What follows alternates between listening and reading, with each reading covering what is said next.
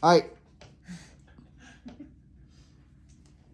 Hello, this is my Unlocking the A assignment. It's kind of like an ad hoc ramble with friends. It's meant to be more casual because the audience is meant for college students. So I'll kind of be putting things, I'll be ranking them off of their achievability, some key things we covered in class, and we'll kind of go from there.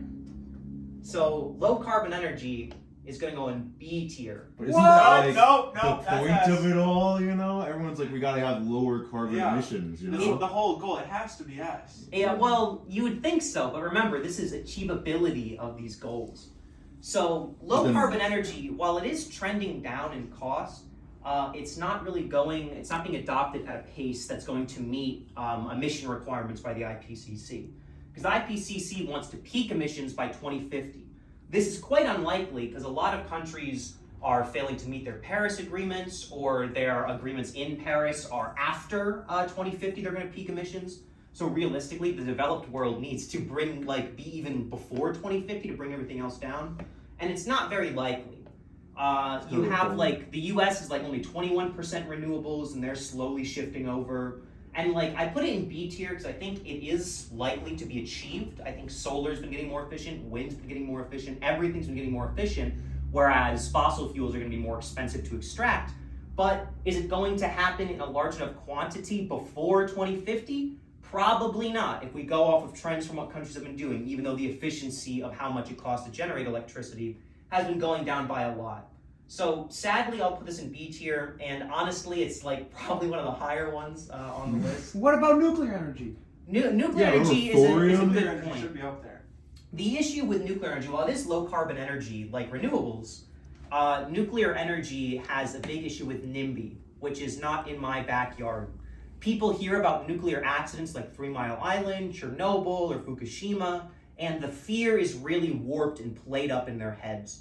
So maybe if we focused on nuclear 20 or 30 years ago, and if we were able to overcome public opinion, then it could be a good fuel to kind of transition to before pivoting to fully renewable energy.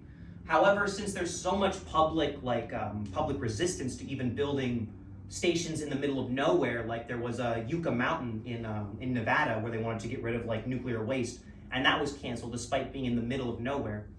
So there are a lot of issues with nuclear, and we really do not have the time to waste on convincing the public for a decade to want to adopt these things just to, be that much further behind on our emission goals. So international agreements are next. So international agreements, I would put pretty low on how likely they are to achieve everything. Everybody talks about, the Paris climate thing being really important and everything. Everyone's like, oh, you gotta get back on the Paris Climate Agreement.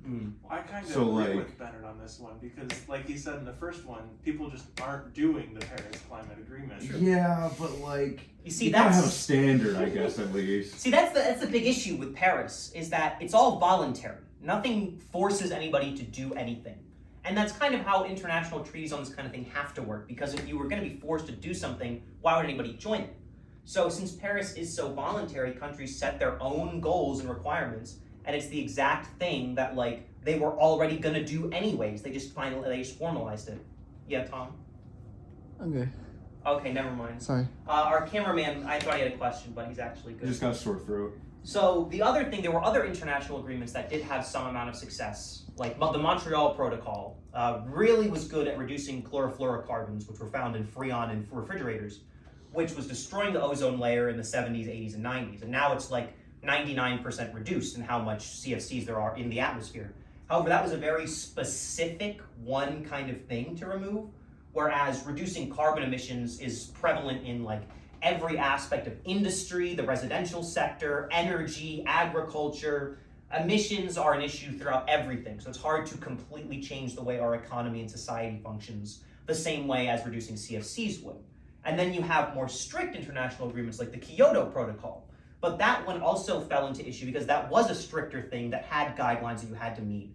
And a lot of countries failed to ratify this. The US was key in writing it, and then Senate failed to ratify it. The Congress just failed to do it. They were just we're not going to. So, and there were, I think Russia also had issues with that. So overall, international agreements, I think while they can be written and while they do good things, The fact that like just international agreements or primarily international agreements will solve the issues we're facing is quite unlikely, which is why I put it in D tier. It's not very likely. So climate change is real. This is like convincing people climate change is real. I would actually put this pretty high, like A tier. Why is that an A tier? Well, a lot of people don't believe in climate change nowadays, which is very screwed up considering how much the scientific community agrees on it. Like IPCC goals, they raise their confidence to above 99% in the 2021 guide.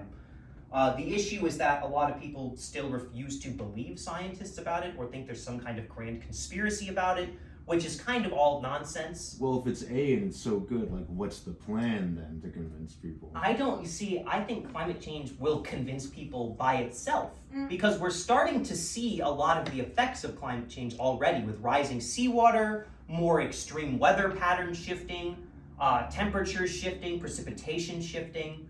You know, the effects of climate change we're already starting to see in big things. Or look at things like ice caps melting with like physical picture evidence of that kind of stuff.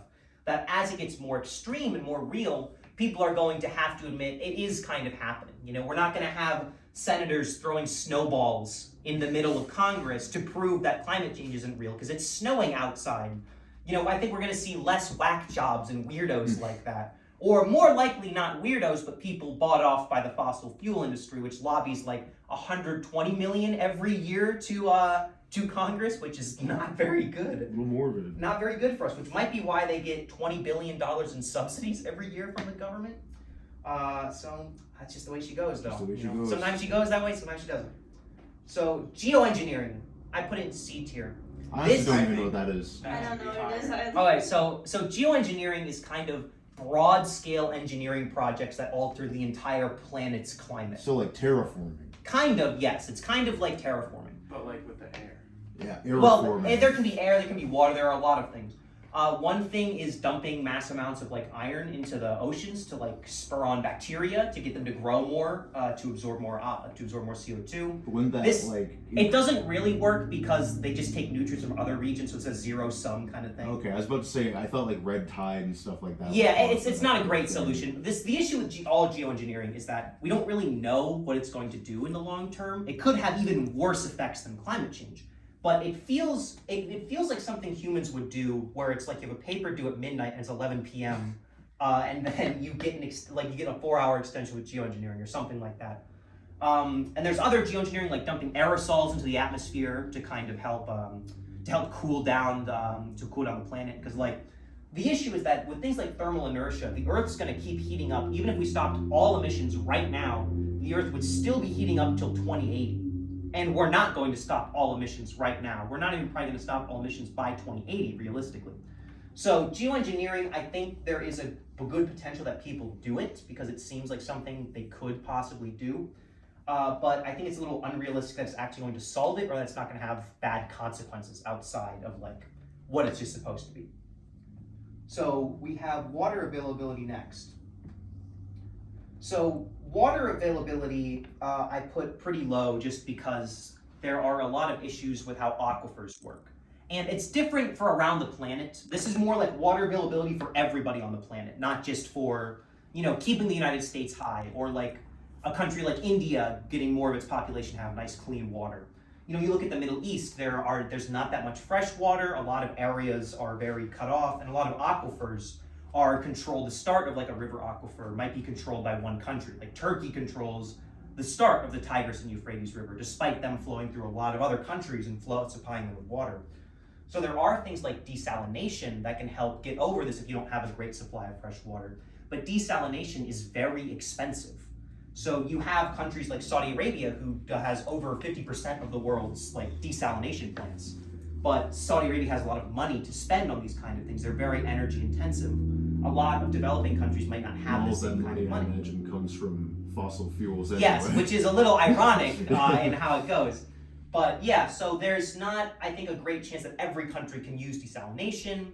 And then as oceans continue to rise, salt water is going to permeate into freshwater aquifers, it's going to decrease it. And most people are over-pulling out of their aquifers anyways.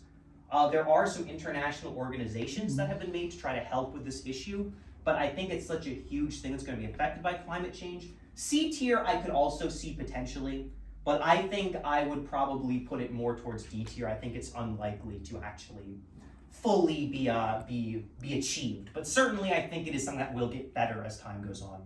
Just we won't meet the IPCC or the UN Sustainable Development Goals of like everybody getting water or a vast majority of people having clean water access to.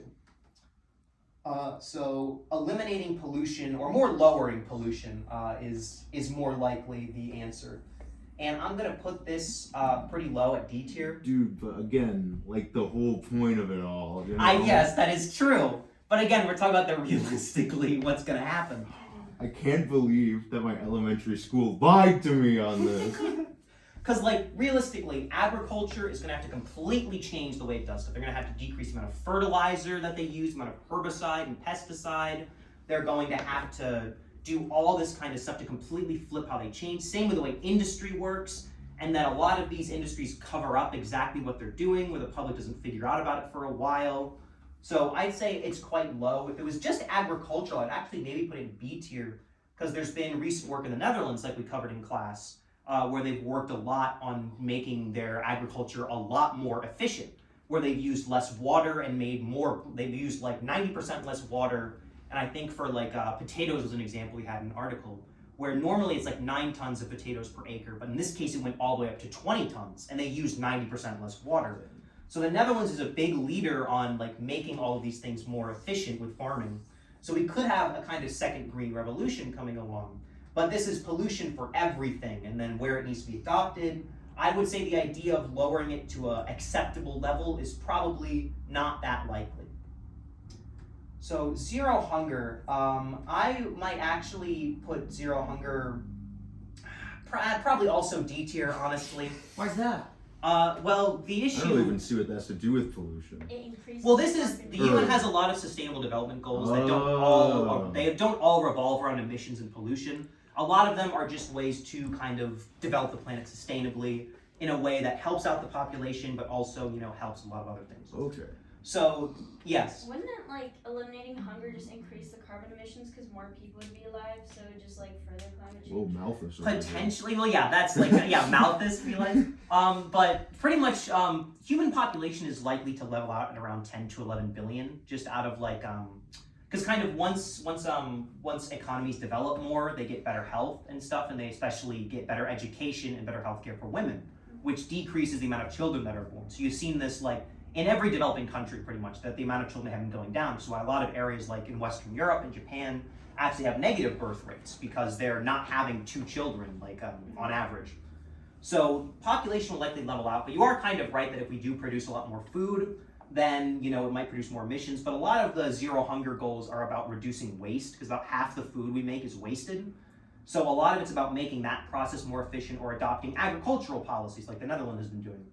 However, the issue is that if you look at world hunger, it's been decreasing and decreasing for decades. And then it kind of started to increase recently, where it like bottomed out at like 790 million people were undernourished. And now it's gone up to about 820 million people. And so this is a big issue, because if you're undernourished for your first 2 years, then there's issues with wasting and issues with being shorter, where like it will screw up the way your body forms, the way your brain works for your entire life if you don't receive proper nutrition when you're between like the ages of 0 and 2.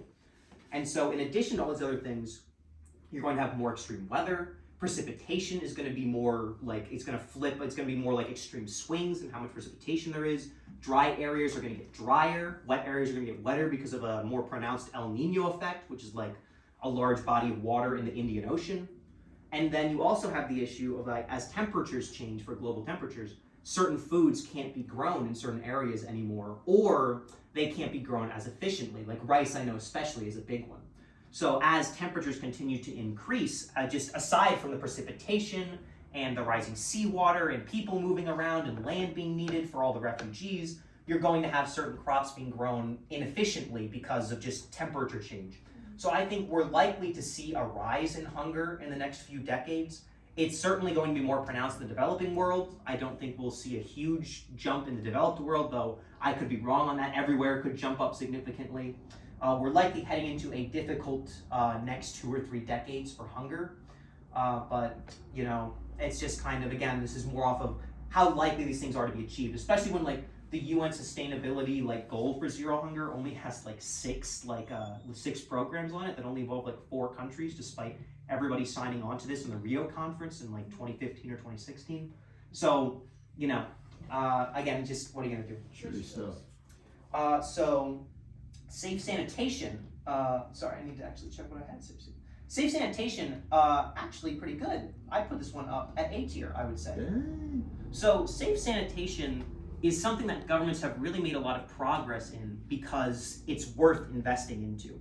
I believe zero sanitation, it was something like, it would cost like 100 billion or so to get it for every bear in the world, and then about 20 billion or so in upkeep. But the big thing is that it's worth 5 times the initial investment for how much it would increase the productivity of people. And so this is really important for children being able to go to school, so they don't have to get water every day. They don't have to like walk 6 hours to a well to get water for their family or anything. There's more opportunities for education. And then a lot of countries have made big leaps and gains in this because this is something that's like directly applicable to their population. A lot of these things are really thrown down the line, you know, like lowering pollution or lowering your overall like energy usage or emissions. It's very removed from the daily lives of people. But something like safe sanitation is difficult. It's hard for us to imagine, you know, a world where we don't have proper plumbing and sanitation. I've certainly had it pretty much every day of my life, and I think we all have had that, and that's kind of a major thing that helps us out.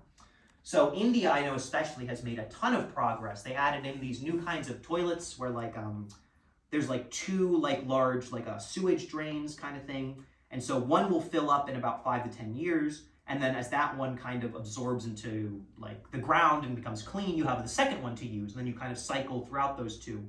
And that's more of a stopgap method as they're trying to apply more safe sanitation. But like overall, there has been pretty solid work done by governments here.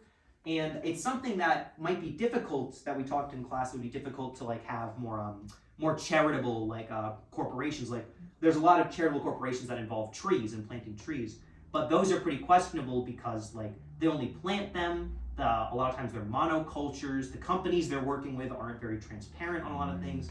Overall, it's not the best kind of charities to work for, but this is one of the best ones of just providing safe sanitation. And there are some charities, but there are not enough because it's kind of a difficult topic to talk about. It's not something people really want to think about, I suppose, which is kind of a lot of sustainable development goal stuff. It's just people don't really want to think about it and don't want to like think more than 5 years into the future. So why would that one not be an S? Because I feel like you said that you made that one sound a lot better than the climate convincing. Seems like it was kind of a win-win-win. Yeah, so I feel like that one, in my mind, would move up a tier. It could be possible. I could see safe sanitation moving to S. I just think that with all the other problems of climate change becoming into the picture, like again, rising seawater is going to cause mass refugee crises. Food is going to become a lot of issue with food scarcity. I think that there are likely some developing countries that might have issues raising the capital for this kind of thing. And then like I was saying earlier, how like there's not that many NGOs or charitable corporations that are doing this kind of work, where I think that it's very likely that they get put on, but like I don't think I would put anything in S tier. I don't think anything is that likely. Okay. So meeting the UN IPCC emission goals, honestly, probably another D tier, if we're being 100% honest. Another D tier? If we're being 100% honest, probably another D tier. I could see this maybe being C tier, but again, I would rather take the more cynical, realistic approach as to something optimistic, because I think the more pessimistic that we are about some of this stuff, the more likely some people might be to act on it. Kind of in the way that you do a lot more work studying for your final when it's a day away than if it's 3 weeks in the future, you know? But also, emissions aren't really something you can do right before you have to. You need to do it in the future. And so this is kind of things that we've talked about, like agriculture is unlikely to change its way. Humans are unlikely to change their consumption practices, where like, you know, people in the United States that eat like 683% more beef than they need to. You know, we eat tons more of what we need to. We use too much energy. We drive around too much. And especially in the United States, we're really not favorable on public transportation. Energy is not being adopted. Renewable or low carbon energy is not being adopted at a rate to meet emission goals. And again, with international agreements, a lot of countries don't meet the peaking at 2050 goal. And a lot of the developed countries that should be ahead because they kind of have a head start economically on this kind of thing are really not gonna be super in line with the 2050 goal anyways, and again, realistically need to be significantly before that to bring the average down to peaking emissions by 2050. So I could potentially see C, but maybe meeting 2100 goals as renewable energy becomes more cost efficient, is adopted more, I would probably put C or B tier, but 2050 goals, we're probably talking D tier, unfortunately. Altering consumption, F tier, it's not gonna happen. Yeah. If we're being honest here, and we're Americans, per capita we use the most of everything. We're the worst on the planet, pretty much. But everywhere in the developed world is way too high for this kind of stuff. So again, like, let's use public transport, but realistically, do you want to be riding in a bus or a subway every day of your life? You like having a car. You like being by yourself. Yeah. And that's something that, especially in a country like the United States, can be difficult for governments to impose. Some things have been proposed, like banning sales of cars that have a certain emission per mile, which is a good move to do. Or electrifying consumption, try to make cars electric, so that way we can charge them and power them on a renewable energy grid, so we essentially don't make any emissions from them. Which is possible, but again, it would require us to adopt renewables very heavily, which is pretty unlikely, and then having a whole renewable energy grid is an issue because they fluctuate in how much energy that they produce. And then storage we haven't really figured out. Like pump storage requires, like, essentially when there's more energy on the grid than is needed, it pumps water above to like a kind of like a dam.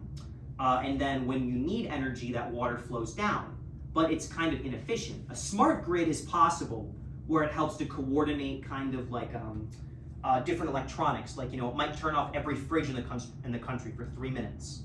So realistically, it doesn't affect anything that the fridge is doing because it's going to stay cold. But you save a lot of energy for that short period of time.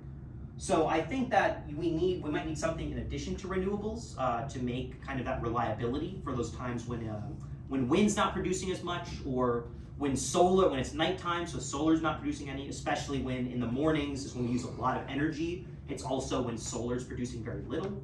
So there are a lot of issues with how the energy grid would function for that. And the energy grid is really important to reducing emissions.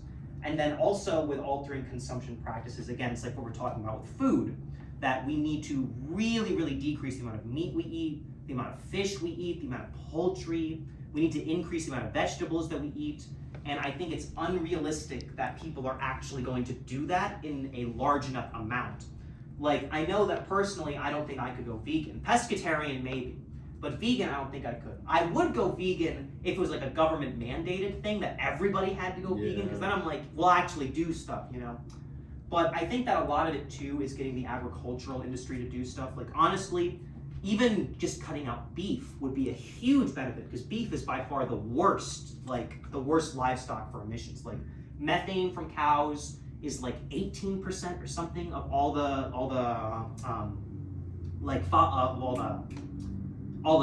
gases that go into the atmosphere that heat it up.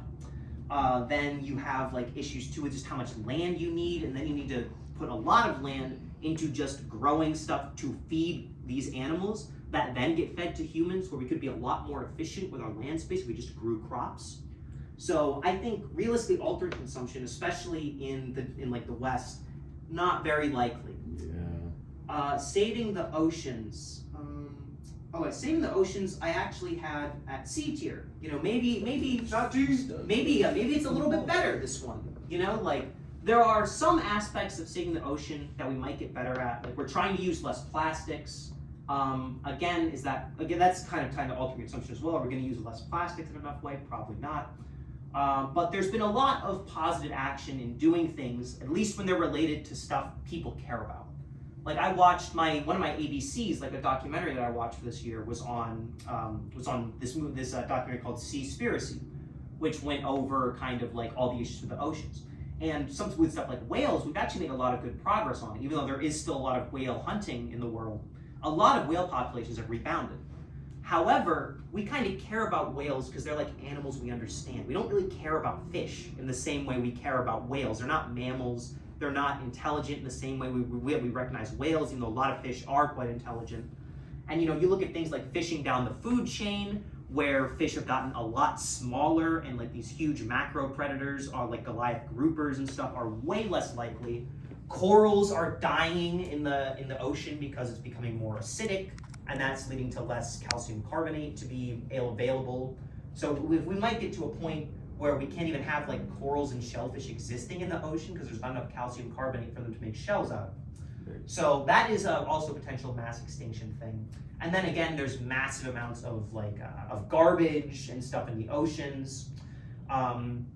So overall, it's not great, especially too with managing the fishing industry. It's very difficult because there's just so many ships. Like my parents both were in anti-fishing when they were in the Coast Guard, and so they ran some like things like that. But like they always just said there was every ship had like infractions. There were just so many to cover that you couldn't cover everything. And especially once you get into issues with international water and where certain laws apply, it's quite difficult to do. And then you have things like trawling, which is like horrific. Like it just destroys like tons and tons of the ocean floor. Like, I think it's something like 20% of like land mass is like flattened, like the equivalent of like how much 20% of all land on Earth would be is like flattened by trawling nets in the ocean every year. So it's not good.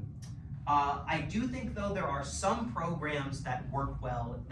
It gets people to care about them. Like look at plastic straws. Were plastic straws really a big source of pollution in the in the oceans? Not really. Fishing stuff is really much more prevalent. It's like 60% of the Great Pacific Ocean patch, the like garbage patch, is fishing gear, and that's the worst kind of stuff because fish get caught in it because it's designed for that. But people did get really heavily motivated for straws. A lot of people have metal straws now. A lot of people actually think about that kind of thing now, but whereas before it wasn't even in their minds. So even though we've been very unsuccessful at dealing with the ocean. The 6-pack things where you clip them. Yeah, exactly. I always cut a 6-pack. I always that. cut a 6-pack now whenever I'm like done with sodas or anything. I always cut that up. And it's something that's in your mind now. So I think there are a lot of things like that that have the potential for really getting a lot of support. And eventually, once one of those actually lines up with something really bad like the fishing industry, then we might actually see some work done on the ocean. So I would put it's more likely to be C tier, even though like we have fisheries massively decreasing in how much they can catch. Even like fish farming is not very good for the environment. Like in that same documentary I was watching, I think it was in like Scotland, salmon farms produced equal biological waste to every human in Scotland. So there are issues with farm fish, but also it's a little bit better. Like it's a lot better in terms of the efficiency for like trophic levels and whatnot for growing and eating fish, whereas eating even pork or beef, it's much more efficient, even if it's still not entirely great. So the next thing is, our last thing actually, is company savings. Like the idea that companies will act in a moral way to kind of to push on who's going to be innovating on what's green and what's renewable. The odds of this working, F tier, no way, no chance. I kind of got to agree with you on that one. No chance.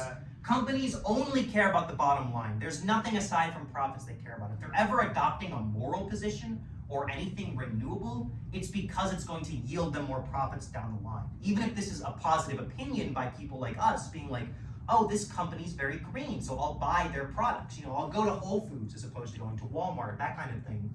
Even if they are doing things like that, it's only ever for profit. Nowhere, once the amount of like actual work to do to be a green company surpasses the profit margin, then they are going to stop doing whatever they're going to do. So companies saving us with no interference, never gonna happen. There are some companies that do some good.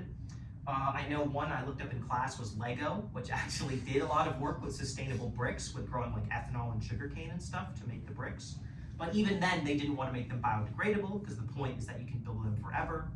But, you know, companies saving us, I think, very, very low chance. I would argue, if anything, we need more government like involvement in industry and in business to help regulate companies and make them better. Like in the European Union, a lot of stuff is like, you have to prove that it's good first, and then you're allowed to sell it.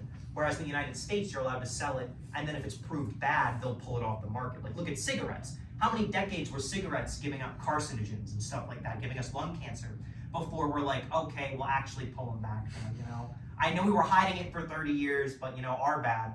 Whereas a lot of stuff in the EU, you have to prove it first, that it has no negative consequences. And the industry wanting to, or the company or the industry or whatever wanting to introduce it, is the one that has to do that work. So the EU has pretty good laws for this kind of thing. It has led them to not adapting any like genetically modified organisms. And the big issue with like GMO like farming is not really that like they're unhealthy or that there's any issue with like eating them is going to lead to health problems. It's more companies like Monsanto owning the rights to certain genetic plants and then charging everybody else and deploying the market like that. That's the real issue with GMOs. But that's also just another thing where like that's if there's one area the EU's behind on its laws, it might be that. But also it'd be difficult to change the laws entirely. So overall, maybe a little cynical on what the list is going to be. I think some of the D tier could maybe move up to C tier. I think that's fair.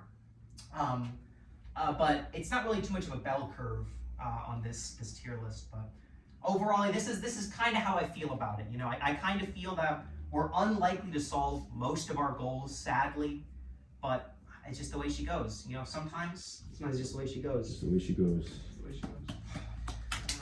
Thank you, everybody.